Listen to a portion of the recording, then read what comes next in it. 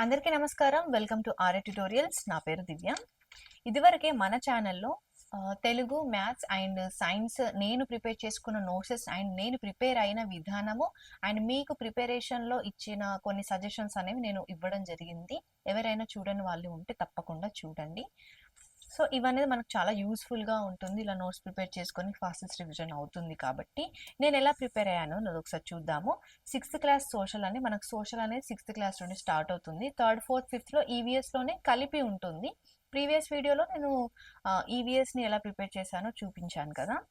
ఇప్పుడు నెక్స్ట్ సోషల్‌ని చూద్దాము. Social 6థ్, 7థ్, eighth, ninth, 10థ్ అన్నీ కూడా ఉంటాయి. సో, చూడండి లెసన్ వైస్‌గా రాసాను.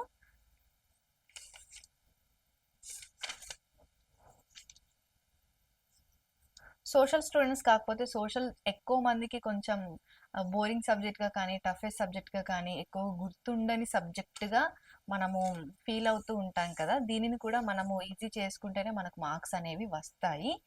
ప్రతిదానికి కూడా మనం ఒక పర్ఫెక్షన్‌తో ప్రిపేర్ అవ్వడం అనేది బెటర్. నెక్స్ట్ ఇక్కడ చూడండి భూమధ్య రేఖ ఇవన్నీ ఉంటాయి కదా! 6థ్ క్లాస్ దానిలో భూమధ్య రేఖ మీద నుంచి ఏ ఖండాలు పోతాయి అంత క్లియర్‌గా మనకు టెక్స్ట్ బుక్‌లో అయితే ఇవ్వలేదు.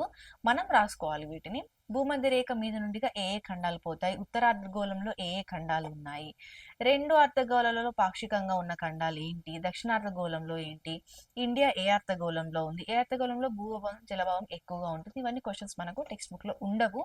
బట్ మనం ప్రిపేర్ చేసుకోవాలి. కర్కట రేఖ మన ఇండియా మీద నుంచి పోతుంది కదా! అవి అండ్ ఇంకా ఏ దేశాల మీద నుంచి కూడా పోతుంది అనేది కూడా చూసుకోవాలి. అండ్ నెక్స్ట్ నేనైతే ఇలా ప్రిపేర్ చేసుకున్నాను. పశ్చిమ తీరం అంటారు కదా! అది ఏ రాష్ట్రాల గుండా పోతుంది. సోషల్‌లో అయితే మనం టెక్స్ట్ బుక్‌లో ఉన్నది మాత్రమే కాకుండా అదర్ పాయింట్స్ కూడా మనం ఎక్కువ గ్యాదర్ చేసుకోవాల్సింది ఎక్కువగానే ఉంటాయి. వాటిని మనం ఒక్కొక్కటి గ్యాదర్ చేసుకోవడం అనేది బెటర్. పశ్చిమ కనుమలలో ఏంటి పశ్చిమ తీరము వేరే వేరేగా ఉంటాయి. ఇక్కడ 6 రాష్ట్రాలు ఉంటాయి. ఇక్కడ 5 రాష్ట్రాలు ఉంటాయి. ఇక్కడ కొంచెం కన్‌ఫ్యూజ్ అయ్యే ఛాన్స్ ఉంటుంది. నేను కూడా చాలా కన్‌ఫ్యూజ్ అయ్యాను ప్రిపేర్ అవుతున్న టైంలో. కానీ తర్వాత రివిజన్స్ ఇస్తున్నప్పుడు మాత్రం ఒక క్లారిటీ అనేది వచ్చింది. చాలా పాయింట్స్ కూడా మనకు కన్‌ఫ్యూజింగ్‌గా ఉంటాయి. రివిజన్స్ టైంలో మనకి క్లారిటీ అవుతూ వెళ్తాయన్నమాట.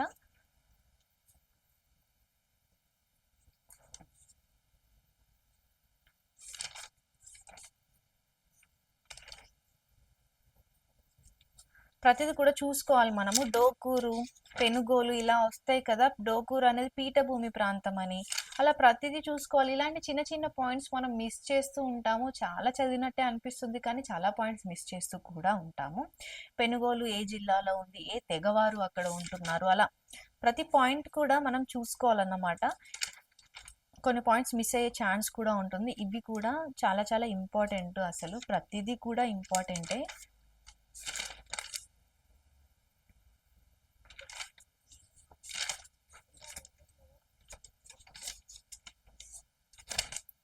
ఇలా మనం ప్రిపేర్ అవుతున్నప్పుడు ఇక్కడ తగరం అనేది లేదు. సో, నేను క్లారిటీ కోసం తగరం అయితే అంటే చాలా మనకి మెటల్స్ అనేవి వస్తాయి కదా! బంగారం, వెండి, తగరం, ఇనుము, రాగి అనుకుంటూ.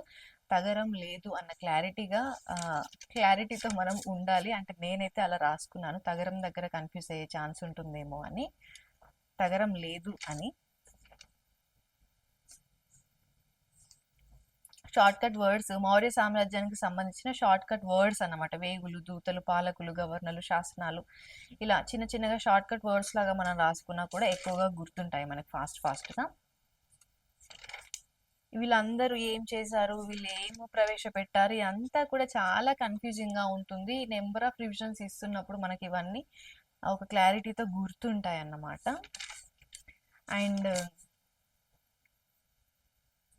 ఓటు హక్కు గురించి ఓట్లతో ఎవరిని ఎన్నిక చేస్తాము, ఓటు వేయకుండా ఎవరిని ఎన్నిక చేస్తారు అనేది కూడా అన్ని ఒక క్లారిటీతో ఉండాలి మనము.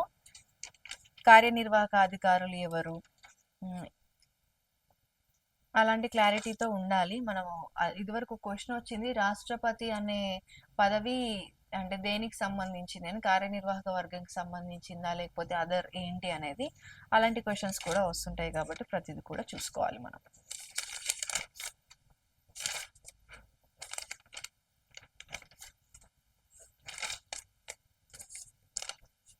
ఇలా మనం ప్రిపేర్ అవుతున్నప్పుడు మనకు కొంచెం ఎక్కువ ఇంపార్టెంట్ అనిపించినవి కానీ ఎక్కువ కన్ఫ్యూజింగ్గా ఉన్న వాటిని కానీ ఫోల్డ్ చేసి పెట్టుకొని వాటికి నెంబర్ ఆఫ్ రివిజన్స్ అలా ఇస్తూ ఉండాలన్నమాట. నెక్స్ట్ వచ్చేసి ఇది 6th క్లాస్ ఇక్కడికి అయిపోయింది. 21st లెసన్ ఇక్కడ రాశాను నేను. అండ్ ఇది కూడా ఏ అక్షాంశ రేఖాంశాల మధ్యన ఉంటాయి, భారతదేశం కానీ తెలంగాణ కానీ ఏ అక్షాంశ రేఖాంశాల మధ్యన ఉంటాయి అనేది కూడా క్లియర్గా చూసుకోవాలి. ఇదండి 6th class social. And 7th class social వచ్చేసి ఇక్కడ స్టార్ట్ అయింది. ఇక్కడ మనకి ఏ నదులు మన తెలంగాణలోకి వస్తున్నాయి, ఎక్కడి నుండి వెళ్తున్నాయి అనేది చూసుకోవాలి. అండ్ ఇలా రాసాను నేనైతే. మిషన్ కాకతీయ గురించి కూడా ఒక ఎక్స్ట్రా ఇన్ఫర్మేషన్, ఏ ఇయర్లో స్టార్ట్ అయింది, ఏ విలేజ్లో ఫస్ట్ స్టార్ట్ అయింది, యాదాద్రి భువనగిరి సదాశివనగర్లో మొదటి దశ ఎప్పుడు స్టార్ట్ అయింది, ఇలా ఒక చిన్న ఇన్ఫర్మేషన్ తెలుసుకొని ఉంటే బెటర్ కదా అన్నట్టుగా. మనకు సోషల్లో కొంచెం ఇంపార్టెంట్వి ఉంటాయి, ఎక్కువ తెలుసుకోవాల్సినవి చాలానే ఉంటాయి సోషల్లో. అండ్ మీరు ఏంటి అట్లాస్ అనేది మెయింటైన్ చేయడం బెటర్ సోషల్కి. ప్రపంచపటం కానీ కొన్ని చూసుకోవడం బెటర్. ఎందుకంటే ఆఫ్రికా, ఐరోపా ఇవన్నిటి గురించి కూడా ఉన్నాయి కాబట్టి ఒక అట్లాస్ మెయింటైన్ చేస్తే బెటర్ మీరు.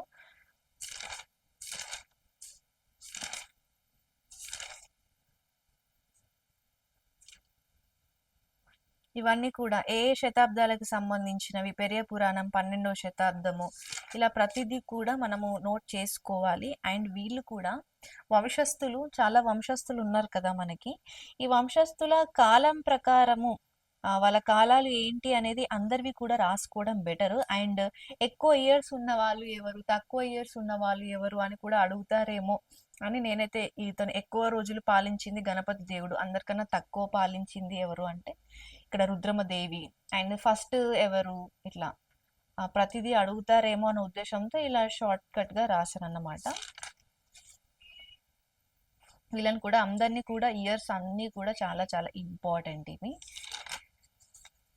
ఇది కూడా ఇయర్స్. అండ్ నెక్స్ట్ వీళ్ళు కాకతీయులు ఏ కాలం నుంచి ఏ కాలం, విజయనగరం వాళ్ళు ఏ కాలం నుండి ఏ కాలంకి, కుతుబ్ షాహీస్, మొఘల్స్, అసఫ్ జాహీస్ వీళ్ళందరి పాలనా కాలము ఎంటైర్గా అందరు రాజులు కలిపి అలా కూడా చూసుకోవాలి. మనం రివిజన్స్ ఇస్తున్నప్పుడు ఇదంతా కూడా అర్థమవుతుంటుంది. వీళ్ళు కూడా కాలం ప్రకారం.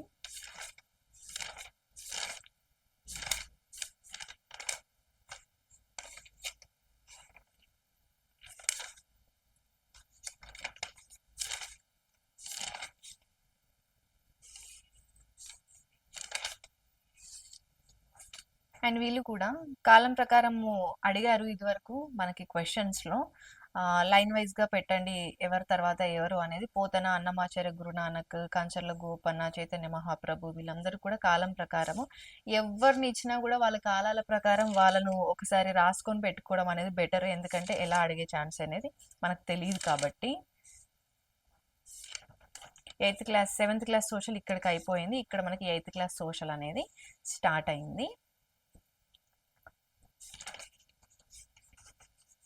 సోషల్ అయితే చాలా పెద్దగా ఉంటుంది, చాలా ఇన్ఫర్మేటివ్గా ఉంటుంది కాబట్టి చాలా టైం పడుతుంది. నాకు రాసేటప్పుడు కూడా చాలా చాలా టైం పట్టింది. ఒక్కొక్క క్లాస్ కంప్లీట్ చేస్తూ ఉంటే అమ్మ అయిపోయిందా అన్న ఫీలింగ్ వస్తుంది అన్నమాట మనకి. అంత పెద్ద పెద్దగా ఉంటాయి రాయడానికి కూడా. ఇక్కడ చూడండి, ప్రాంతీయ ఆసుపత్రి, దాని కింద ప్రజా ఆరోగ్య కేంద్రాలు ఉంటాయి. వాటి కింద 4-5 పిహెచ్సిలు ఉంటాయి. పిహెచ్సిల కింద ఒక్కొక్క పిహెచ్సి కింద 5 అంగన్వాడీలు అనే ఉప కేంద్రాలు ఉంటాయి. ఇలా ప్రతిదీ కూడా మనము ఒక పిక్చర్ లాగా చేసుకుంటే మనకు ఈజీగా గుర్తుంటాయి అన్నమాట.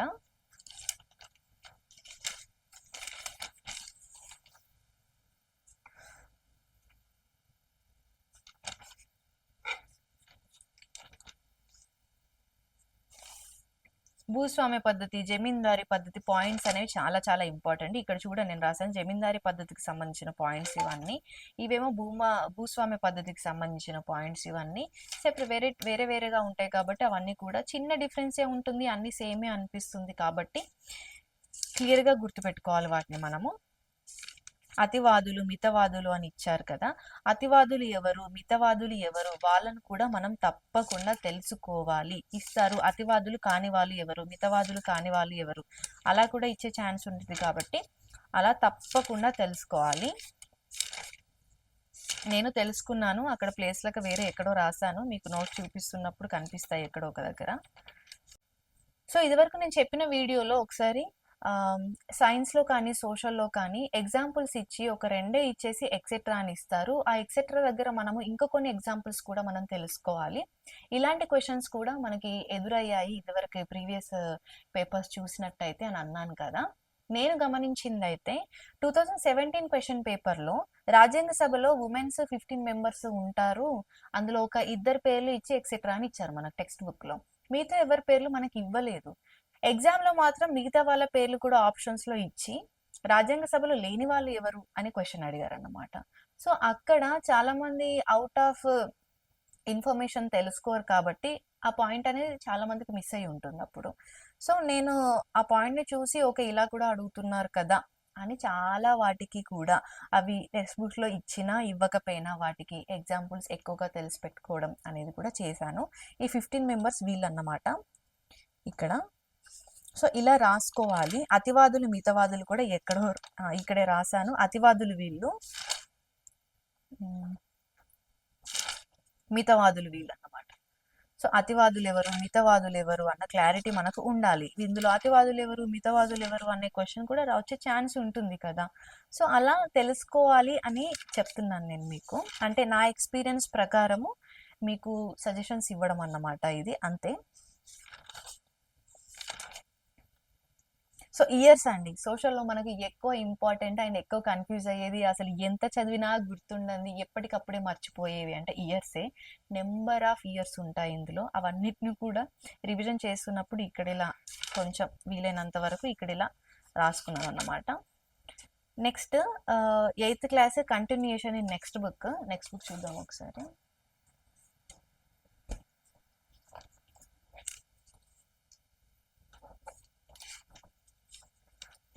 సో, ఇక్కడ నెక్స్ట్ బుక్ చూస్తే నేను ఇక్కడ ప్లేస్ లేకపోవడం వల్ల ఇక్కడ రాసాను చూడండి. మన భారతదేశానికి సముద్ర తీరం గల రాష్ట్రాలు 9. అవి ఏమేం రాష్ట్రాలు? భూ పర్వతీయ రాష్ట్రాలేంటి? కేంద్రపాలిత రాష్ట్రాలేంటి? పాక్ అనే దేశానికి ఏ రాష్ట్రాలు టచ్ అయి ఉన్నాయి? ఆఫ్ఘనిస్తాన్‌కి ఏ రాష్ట్రాలు టచ్ అయి ఉన్నాయి? ఇలాంటి ఇన్ఫర్మేషన్ కూడా మనం తప్పకుండా తెలుసుకోవాలి. చాలా చాలా చాలా ఇంపార్టెంట్. అండ్ ఏ దిశ నుండి వెళ్తే ఏ రాష్ట్రానికి చేరుకుంటాము? రాష్ట్రాలు, వాళ్ళ రాజధానులు, కేంద్రపాలిత ప్రాంతాలు, వాటి రాజధానులు, దానికి టచ్ అయి ఉన్న దేశాలు, ఏ రాష్ట్రానికి ఎన్ని దేశాలు టచ్ అయి ఉన్నాయి? ఎక్కువ దేశాలు టచ్ అయిన రాష్ట్రం ఏంటి? ఇలాంటి మ్యాప్ పాయింటింగ్ పాయింట్స్ అనేవి కూడా అన్నీ ఒక దగ్గర నేను రాసుకోలేదు. నేను అక్కడిక్కడ రాసుకున్నాను. వీలైతే మీరు మ్యాప్ పాయింటింగ్ పాయింట్స్ అన్నీ కూడా ఒక దగ్గర రాసుకోవడానికి ట్రై చేయండి.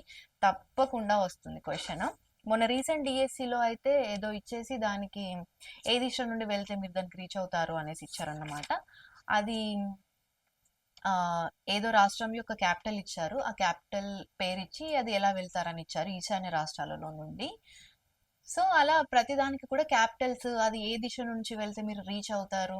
అలా అన్నీ కూడా మీరు తెలుసుకొని ఉండడం అనేది బెటర్. మ్యాప్ పాయింటింగ్ నుండి అయితే కంపల్సరీ 1, 2 క్వెషన్స్ తప్పకుండా వస్తాయి. No doubt in that.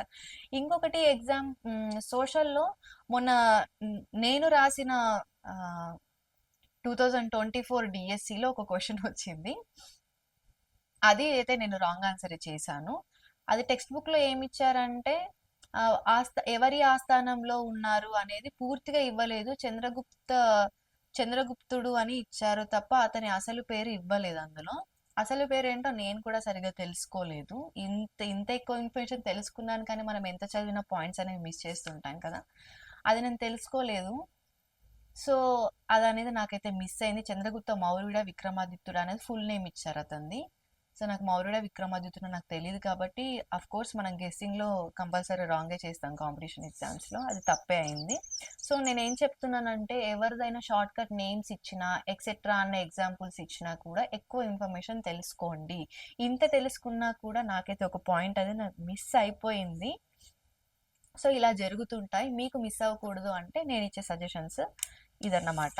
తెలుసుకోండి. షార్ట్‌కట్ నేమ్స్ ఇస్తే కూడా వాటి ఫుల్ నేమ్స్ ఏంటి? వాళ్ళ ఫుల్ నేమ్స్ ఏంటి? ఇప్పుడు ఇస్తారు రెండవ నిజాం అంటే ఆ రెండవ నిజాం పేరేంటి? రెండవ విక్రమాదిత్యుడు రెండవ చంద్రగుప్తుడు అంటే రెండవ చంద్రగుప్తుని పేరేంటి? విక్రమాదిత్యుడా? చంద్రగుప్త మౌర్యుడా? ఎవరు అనేది తెలుసుకోవాలి. ఈ పాయింట్‌లో నాకైతే మొన్నటి ఎగ్జామ్‌లో మిస్ అయిందన్నమాట. సో ఇవన్నీ అండ్ మనకి ఎక్కువ ఇంపార్టెంట్ అంటే మాత్రం నేను ఎక్కువ ఇంపార్టెంట్ ఫీల్ అయింది మాత్రము ఇవి. ఇదంతా ఫోల్డ్ చేసుకున్నాను నేను వీటిని.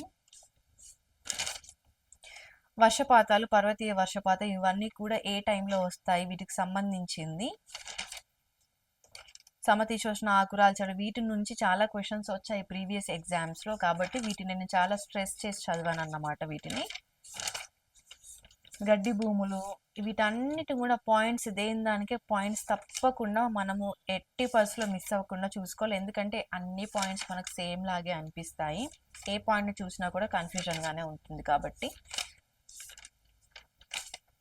సో ఇదండి నేనైతే సోషల్ని ఇలా ప్రిపేర్ చేసుకున్నాను. ప్రతిదానికి కూడా ఎక్స్ట్రా పాయింట్స్ చూసుకోవడం కానీ దేనికైనా కూడా అవసరం అనిపించిన దానికి చూసుకోవడము ఇలా చేశాను అన్నమాట. ఇవన్నీ ఉంటాయి కదా మనకు అన్ని దేశాలకు సంబంధించినవి. స్వాతంత్రానికి పూర్వం మనం ఎలా ఉన్నాము, స్వాతంత్రం టైంలో ఎలా ఉన్నాము, దాని తర్వాత ఎలా ఉన్నాము, వేరే దేశాలకి మనకి ఉన్న సంబంధాలు ఏంటి, ఏమేమి ఒప్పందాలు జరిగాయి, ఇవన్నీ కూడా ఉంటాయి కదా. ఇక్కడ 10th క్లాస్ సోషల్ ఇక్కడ స్టార్ట్ అయింది. 9th క్లాస్ వరకు కూడా ఇక్కడ చూసాం మనము. 10th క్లాస్ సోషల్ అయితే నేను రాయడం అయితే రాశాను. రివిజన్ మాత్రం నేను ఒకటి తక్కువ లెసన్స్ చేశాను. రివిజన్ అయితే మీరు చూడొచ్చు అసలు రెడ్ పెన్నే లేదు ఇక్కడ. కొన్ని లెసన్స్కి నేను రివిజన్ ఇవ్వలేదు వీటికి. మొన్న నాకు ఎదురైన ఎక్స్పీరియన్స్ ఏంటి అంటే నేను వీటికి రివిజన్ ఇవ్వకపోవడం వల్ల వీటిలో నుంచి క్వశ్చన్స్ వచ్చాయండి. నా బ్యాడ్ లక్ ఏంటంటే సోషల్ విషయంలో ఇన్ని రివిజన్స్ ఇచ్చాను, ఇంత రాసుకున్నాను ఓకే, బట్ రివిజన్స్ ఇవ్వకపోవడం అనేది మనకు ఎంత నెగిటివ్ పాయింట్ అనేది ఈజీగా అర్థమవుతుంది. నేను ఇందులో నుంచి రివిజన్ ఇవ్వలేదు దీనికి. 10th క్లాస్లో ఒక హాఫ్ పార్ట్ చదివాను, హాఫ్ పార్ట్ చదవలేదు. ఈ హాఫ్ పార్ట్ కూడా 10th క్లాస్ది ఎక్కువ ఇవ్వలేదు రివిజన్, ఒకసారి చదివానేమో అంతే. రెండోసారి కూడా నేను రివిజన్ చేయలేదు దీన్ని. ఈ సగం లెసన్స్ అయితే అసలు రివిజనే ఇవ్వలేదు వీటికి. దీనివల్ల దీని నుంచి క్వశ్చన్స్ వచ్చాయి మా డిస్టిక్ క్వశ్చన్ పేపర్లో. నేను వాటికి ఆన్సర్ నేను చేయలేకపోయాను. నాకు అన్నిటికన్నా తక్కువ మార్క్స్ అంటే నాకు సోషల్లోనే వచ్చాయి మొన్నటి డిఎస్సిలో. ఎందుకంటే నేను రివిజన్ చేయకపోవడం వల్ల. రివిజన్ చేస్తే అంతకన్నా ఎక్కువ మార్క్స్ వచ్చేవేమో. నేను ఇంటికి వచ్చాక కూడా చూసుకున్నాను అసలు ఎక్కడి నుండి ఇచ్చారు, కంపల్సరీ ఇదంతా 10th క్లాసే ఇంకా అని. చూస్తే నాకు వీటి నుంచి దొరకాయి కూడా, అవి ఎక్కడి నుండి వచ్చాయో చూసి ఇంకా వదిలిపెట్టాను, చేసేది ఏం లేదని చెప్పి. సో రివిజన్ అండి, రివిజన్ అయితే చాలా ఇంపార్టెంట్. అందరూ అడుగుతున్న 10th క్లాస్ వరకు చదవాల్సిందేనా అని అంటే డిఎస్సికి అయితే 10th క్లాస్ వరకు తప్పకుండా చదవాలి. 10th క్లాస్ నుండి వచ్చాయి, నేను రాసుకున్నాను. రివిజన్ ఇవ్వలేకపోవడం వల్ల 10th క్లాస్ నుండి వచ్చిన క్వశ్చన్స్ని నేను చేయలేకపోయాను కూడా. అందులోనే నాకు మార్క్స్ కూడా తగ్గడం జరిగింది సోషల్లో. సో ఇదండి నేను సోషల్ ప్రిపేర్ అయిన విధానము. ఇదంతా 10th క్లాస్. ఇక్కడ ఇంకా మిగతాదంతా కూడా మీరు చూసేది. సో ఇది నేను సోషల్ ప్రిపేర్ అయిన విధానము. అండ్ సోషల్లో ఇయర్స్ కానీ నెంబర్ వాల్యూస్ కానీ ఎక్కువ ఉంటాయి కాబట్టి నేను ఇలా మళ్ళీ పేపర్స్ ప్రిపేర్ చేసుకున్నాను. ఒక 4 పేపర్స్, సోషల్ 4 అని ఉంది కదా, ఇక్కడ వరకు ప్రిపేర్ చేశాను. ఇవన్నీ కూడా నెంబర్స్ ఉంటాయండి, ప్రతి పాయింట్లో కూడా నెంబర్స్ ఉంటాయి. మీరు చూడండి, నెంబర్స్ కన్ఫ్యూజ్ అవ్వకూడదు అన్న ఉద్దేశంతో నెంబర్ వాల్యూస్ ఉన్న పాయింట్స్ని నేను రాసుకున్నాను అన్నమాట. వీటిని నెంబర్ ఆఫ్ రివిజన్స్ ఇస్తూనే ఉండడము, ఖాళీ ఎప్పుడున్నా కూడా ఓకే రివిజన్ ఇవ్వచ్చు అన్న టైం మనకు అనిపించినా కూడా ఫుల్ ఫామ్స్, అబ్రివేషన్స్ కానీ అన్ని ఇయర్స్ చూడండి. నెంబర్స్ అంతే, ఇంకా నెంబర్ ఉంది అంటే ఆ పాయింట్ ఇందులో ఉంటుంది తప్పకుండా. అప్ టు 10th రాయలేదు, 9th క్లాస్ వరకు కూడా. సో ఇలా రాసి ఇలా ఎక్కువ రివిజన్స్ ఇచ్చాను కాబట్టి నేను చదివినంత వరకు అయితే కరెక్ట్ ఆన్సర్స్ చేశాను. రివిజన్ ఇవ్వని పార్ట్ నుండి మాత్రం నేను ఆన్సర్ చేయలేకపోయాను. ఇదండి సోషల్ని ప్రిపేర్ అవ్వాల్సిన విధానము. ప్రతి సబ్జెక్ట్ కూడా మనం డిఫరెంట్ స్ట్రాటజీస్తోనే ప్రిపేర్ అవ్వాల్సి ఉంటుంది. అన్ని సబ్జెక్టు ఒకేలా ప్రిపేర్ అవ్వుతాను అంటే మాత్రం అది కుదరని పని. ఏ సబ్జెక్ట్కి ఆ సబ్జెక్టే టఫ్నెస్ లెవెల్స్ అనేవి డిఫరెంట్గా ఉంటాయి. అండ్ మనకు కొన్ని ఈజీ సబ్జెక్టు, కొన్ని హార్డ్ సబ్జెక్ట్స్ అనేవి ఉంటాయి కాబట్టి వాటి ప్రకారము మనం ప్రిపేర్ అవుతూ వెళ్ళాలి. సో ఇది నేను ప్రిపేర్ అయిన విధానం. మీకు ఈ వీడియో కనుక నచ్చినట్లయితే తప్పకుండా లైక్ చేయండి అండ్ మీ ఫ్రెండ్స్కి కూడా షేర్ చేయండి. సబ్స్క్రైబ్ చేయడం మాత్రం మర్చిపోకండి. Thank you so much for watching.